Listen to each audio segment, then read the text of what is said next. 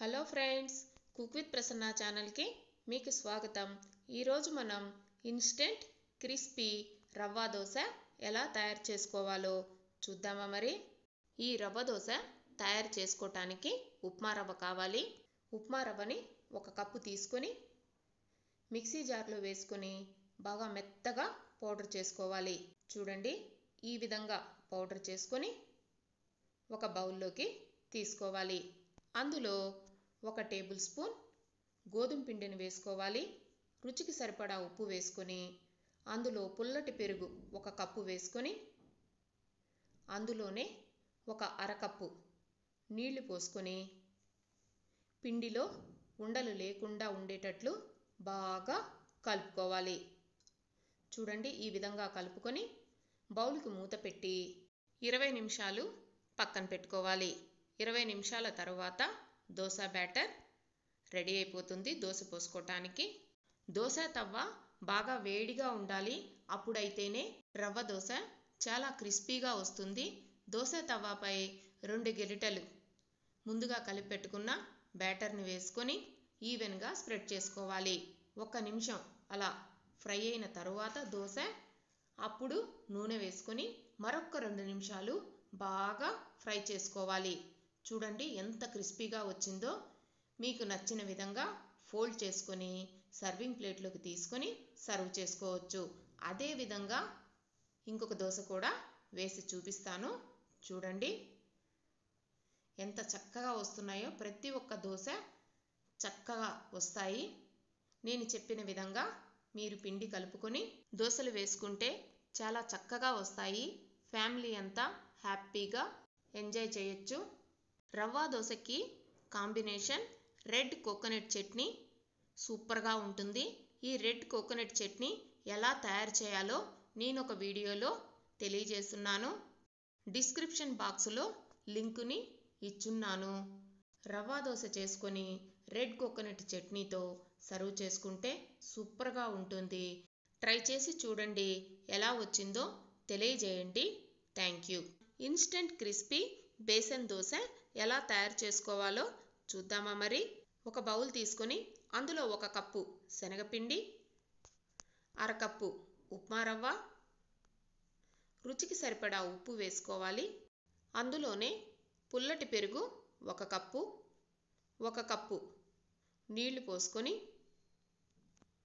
మొత్తం బాగా కలిసేటట్టు కలుపుకోవాలి. ఈ దోశ బ్యాటర్లో ఉండలు లేకుండా ఉండేటట్లు చూసుకోండి.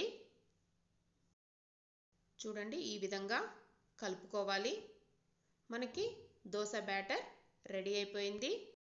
దోశ తవ్వ బాగా వేడెక్కిన తర్వాత దానిపై నీళ్లు చల్లుకొని టిష్యూ పేపర్తో క్లీన్ చేసుకోవాలి.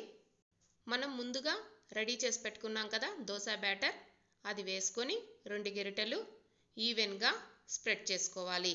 ఇలా స్ప్రెడ్ చేసుకున్న తర్వాత 1 నిమిషం దోశనలా వదిలేసేయండి. దోశ హాఫ్ కుక్ అయిన తరువాత నూనెని వేసుకొని దోశను బాగా ఫ్రై చేసుకోవాలి. ఈ విధంగా ఫ్రై చేసుకుంటే మనకి దోశ చాలా క్రిస్పీగా వస్తుంది. దోశని ఫోల్డ్ చేసుకొని సర్వింగ్ ప్లేట్లోకి తీసుకొని గన్ పౌడర్ వేసుకొని అందులో కొంచెం నెయ్యి వేసుకొని సర్వ్ చేసుకుంటే బేసన్ దోశ సూపర్గా ఉంటుంది. ట్రై చేసి చూడండి, ఎలా వచ్చిందో తెలియచేయండి. Thank you. ఈరోజు మనం చెన్నై స్ట్రీట్ స్టైల్ బోండా ఎలా తయారు చేసుకోవాలో చూద్దామా. మరి ఒక బౌల్ తీసుకొని అందులో 2 గ్లాసుల మినపప్పుని వేసుకోవాలి. ఏ గ్లాస్తో మినపప్పు తీసుకున్నామో అదే గ్లాస్తో 1/2 గ్లాసు బియ్యాన్ని కూడా వేసుకొని ఒకసారి కలుపుకొని అందులో నీళ్లు పోసుకొని 5 గంటలు నానబెట్టుకోవాలి. 5 గంటల తరువాత మినపప్పు బాగా నానిపోయి ఉంటుంది. మరలా ఒక 2-3 సార్లు శుభ్రంగా కడుక్కొని నీళ్లు తీసేసి పక్కన పెట్టుకోవాలి. మిక్సీ జార్ తీసుకొని అందులో మినపప్పు వేసుకొని మొదట బరకగా మిక్సీ వేసుకోవాలి. ఈ విధంగా మిక్సీ వేసుకున్న తర్వాత అందులో 2 టేబుల్ స్పూన్ల వాటర్ వేసుకొని మరలా మిక్సీ వేసుకోవాలి. చూడండి ఈ విధంగా మిక్సీ వేసుకొని మరొక పాత్రలోకి తీసుకోవాలి. ఈ విధంగా మొత్తం మిక్సీ వేసుకొని పాత్రలోకి తీసుకొని 2 నుంచి 3 నిమిషాలు బాగా కలపాలి. చూడండి ఈ విధంగా అది ఫ్లఫీగా వస్తుంది బ్యాటరు. నీళ్ళల్లో వేసి చూపిస్తాను చూడండి పైకి లేసింది కదా. మినపప్పు పిండి ఈ విధంగా వచ్చేంత వరకు బీట్ చేసుకోవాలి. తర్వాత మినపప్పు పిండిలో 2 టేబుల్ స్పూన్ల బొంబాయి రవ్వ, రుచికి సరిపడా ఉప్పు, 1/2 టీ స్పూన్ బేకింగ్ సోడా వేసుకొని తరువాత ఒక చిన్న రోల్ తీసుకొని అందులో 1 టేబుల్ స్పూన్ మిరియాలను వేసుకొని కచ్చాపచ్చాగా దంచుకోవాలి. చూడండి ఈ విధంగా దంచుకొని మినపప్పు పిండిలో వేసుకోవాలి. అందులోనే సన్నగా తరిగిన కరివేపాకు, సన్నగా తరిగిన పచ్చి కొబ్బరి ముక్కలు, సన్నగా తరిగి పెట్టుకున్న అల్లం ముక్కలు వేసుకొని మొత్తం బాగా కలిసేటట్టు కలుపుకోవాలి. ఆ తరువాత మరలా బాగా బీట్ చేసుకోవాలి. చూడండి ఈ విధంగా బాగా బీట్ చేసుకోవాలి. మనం ఎంత బాగా బీట్ చేసామంటే అంత సాఫ్ట్గా క్రిస్పీగా బోండాలు వస్తాయి. ఈ విధంగా బీట్ చేసుకొని పక్కన పెట్టుకోవాలి. ఒక బౌల్లో నీళ్లు తీసుకొని చెయ్యి కాస్త తడుపుకొని ఈ మినపప్పు పిండిని కాస్త తీసుకొని చిన్న చిన్న బోండాల్లాగా ఆయిల్లో వేసుకోవాలి.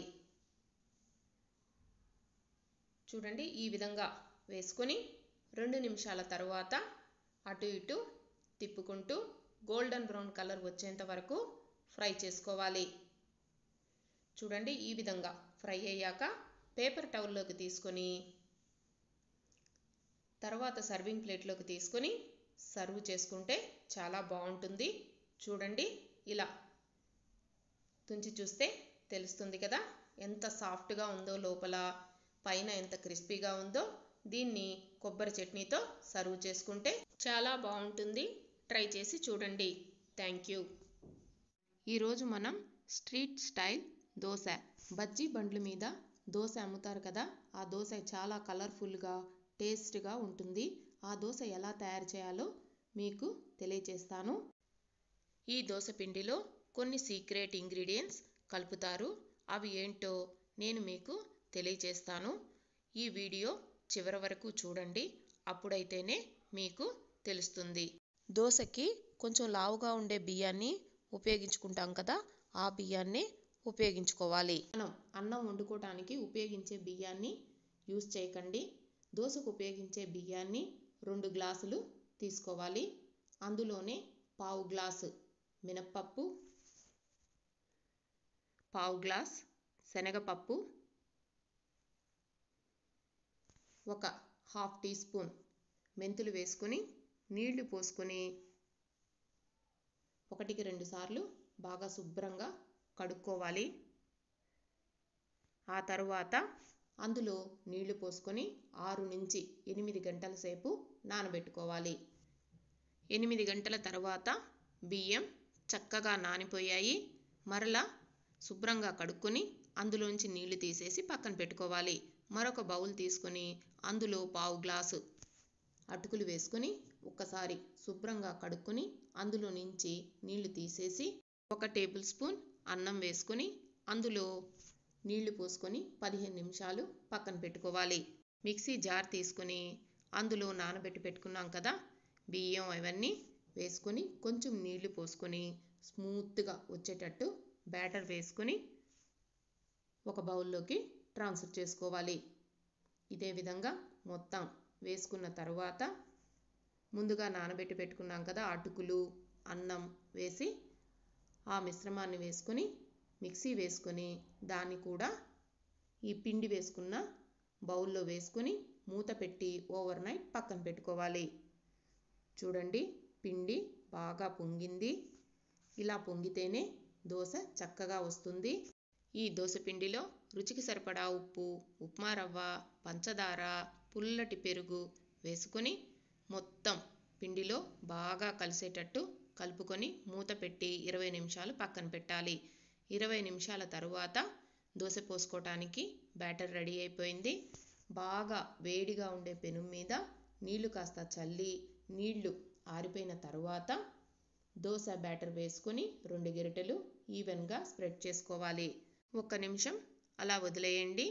ఆ తరువాత నూనెని కాస్త వేసుకొని మరొక నిమిషం దోశ కాలిన తరువాత వీడియోలో చూపించిన విధంగా ఫోల్డ్ చేసుకొని సర్వింగ్ ప్లేట్లోకి తీసుకొని సర్వ్ చేసుకుంటే చాలా బాగుంటుంది. ట్రై చేసి చూడండి. ఎలా వచ్చిందో తెలియచేయండి. Thank you.